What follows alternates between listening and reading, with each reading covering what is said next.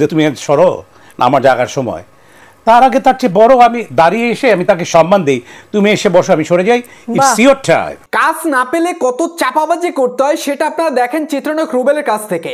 দেখেন ভাই ব্রাদার, তিনি এখানে বোঝাতে চাচ্ছেন শাকিব খানের এই পজিশন তার কারণে হয়েছে। তিনি যখন সিনেমা ইন্ডাস্ট্রি থেকে অনেকটা দূরে সরে গিয়েছেন তখন শাকিব খান এই জায়গাটা নিয়েছে, কারণ তার স্যাক্রিফাইসের কারণে আজকে শাকিব খান সুপারস্টার।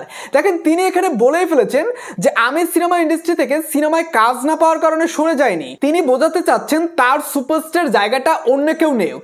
দেখেন ভাই ব্রাদার, এই রুবেল সাহেব শাকিব খানের সাথে একটা সিনেমা করার পর পরবর্তীতে শাকিব খানের সাথে আর কোনো সিনেমা করেনি, কারণ শাকিব খান তখন একটু একটু করে তার জায়গাটা নিতেছিল, যে কারণে রুবেল সাহেব বুঝতে পেরে তিনি সিঙ্গেল সিনেমা করা শুরু করে এবং শাকিব খানের সাথে যত সিনেমার অফার আসে সবগুলো তিনি ফিরিয়ে দিয়েছিলেন। অথচ এখানে তিনি এখন চাপাবাজি করতেছেন, তিনি সিনেমায় কাজ থাকা অবস্থায়, তিনি সিনেমার সুপারস্টার থাকা অবস্থায় সিনেমা ইন্ডাস্ট্রি থেকে অনেকটা দূরে সরে গেছেন। অথচ সত্যিটা হলো এটা যে শাকিব খানের জন্য তারা তখন সিনেমা ইন্ডাস্ট্রিতে টিকতে পারতেছিল না, কোনো কাজ পাচ্ছিল না, যে কারণে তিনি সিনেমা ইন্ডাস্ট্রি থেকে অনেকটা দূরে সরে গিয়েছেন। অথচ এখানে তিনি চাপাবাজি করতেছেন, বড় বড় কথা বলতেছেন এবং শাকিব খানকে নিয়ে যে কথাগুলো তিনি বলতেছেন সেটা থেকে বোঝা যাচ্ছে যে রুবেল সাহেবের দয়াই শাকিব খান এখন সুপারস্টার।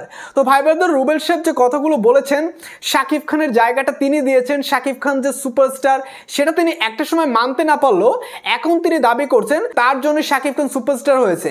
তো ভাই ব্রাদার, আপনাদের কি মনে হচ্ছে অবশ্যই কমেন্ট করে জানিয়ে দেবেন এবং চ্যানেলটিতে নতুন হয়ে থাকলে নিত্য নতুন আপডেটগুলো সবার আগে পাওয়ার জন্য চ্যানেলটি সাবস্ক্রাইব করে রাখবেন।